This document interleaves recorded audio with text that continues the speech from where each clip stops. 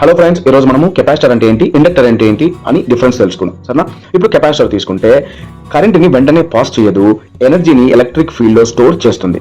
ఒక example water tank తీసుకుందాం. నీరు పంపు ద్వారా వచ్చిన వెంటనే ట్యాప్కు రాదు కదా, ట్యాంక్ లో స్టోర్ అయిన తర్వాత స్లోలీ రిలీజ్ అవుతుంది. ఇదే పని కెపాసిటర్ కూడా చేస్తుంది. ఓకే, ఇప్పుడు ఇండక్టర్ చూద్దాం. ఇండక్టర్ దీనికి పూర్తిగా వ్యతిరేకం, అంటే పూర్తి రివర్స్ అనమాట. ఎనర్జీని ఎలక్ట్రిక్ ఫీల్డ్ లో స్టోర్ చేయదు, అంటే మ్యాగ్నెటిక్ ఫీల్డ్ లో స్టోర్ చేస్తుంది.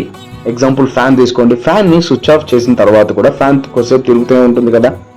ఇది ఎందుకు తిరుగుతుంది? ఇండక్టర్ వల్ల తిరుగుతుంది. అంటే కరెంట్ స్టాప్ అయినా స్టోర్డ్ ఎనర్జీ వల్ల మోషన్ కంటిన్యూ అవుతూనే ఉంటుంది. ఇంకా సింపుల్ గా చెప్పాలంటే కెపాసిటర్ అంటే ఏంటి? చార్జ్ ని హోల్డ్ చేస్తుంది. ఇండక్టర్ అంటే కరెంట్ ని రెసిస్ట్ చేస్తుంది. ఓకే ఫ్రెండ్స్, ఇలాంటి వీడియోస్ మీకు నచ్చినట్టయితే లైక్ చేయండి, షేర్ చేయండి, కామెంట్ చేయండి. అండ్ ఇలాంటి వీడియోస్ ఇంకా మీకు కావాలి అనుకుంటే సబ్స్క్రైబ్ చేసుకోవడం మాత్రం మర్చిపోద్దండి. Thank you. ఈరోజు మనము రెసిస్టెన్స్ వర్సెస్ ఇంపిడెన్స్ గురించి తెలుసుకున్నాం. ఇప్పుడు రెసిస్టెన్స్ అంటే ఏంటి? ఇమాజిన్ మీరు ఒక స్ట్రైట్ రోడ్ లో బైక్ లో వెళ్తున్నారు కదా, మధ్యలో ఒక స్పీడ్ బ్రేకర్ వచ్చింది.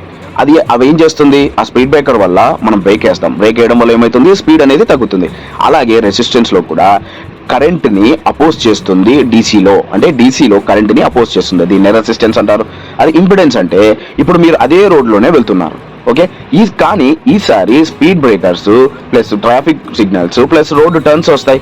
ఇవన్నీ కలుస్తాయి కదా, అంటే స్పీడ్ తగ్గడమే కాదు, దారి కూడా చేంజ్ అవుతుంది.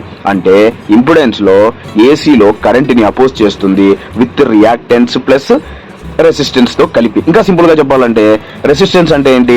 ఒక స్పీడ్ బ్రేకర్ ఉన్నట్లు అర్థము. అదే ఇంపిడెన్స్ అంటే speed breaker plus signals plus turns ఉన్నాయని అర్థం అనమాట. ఓకే ఫ్రెండ్స్, ఈ వీడియో మీకు నచ్చినట్టయితే షేర్ చేయండి, లైక్ చేయండి, కామెంట్ చేయండి. ఇలాంటి వీడియోస్ ఇంకా మీకు కావాలి అంటే మాత్రం సబ్స్క్రైబ్ చేసుకోవడం మాత్రం మర్చిపోదండి. Thank you.